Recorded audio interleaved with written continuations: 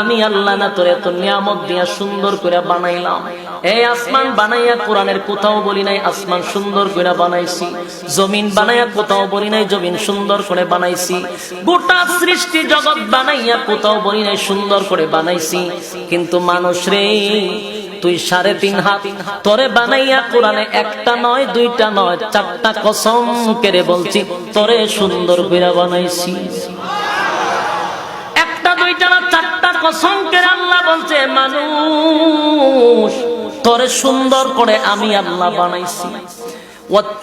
তিন ফলের কসম, জাইতুন ফলের কসম, তুরে সিনিনা সিনাই পর্বতের কসম, হাযাল বালাদিল আমিন পবিত্র মক্কা নগরীর কসম। 4টা কসম করে আল্লাহ বলেন লাকাদ খালাকনাল ইনসানা ফি আহসানি তাকওয়িম। 4টা কসম করছে মালিক। 4টা কসম করে বলে আল্লাহ বলেন বান্দা তোরে সুন্দর করে বানাইছি। কেন সুন্দর করে বানাইলাম?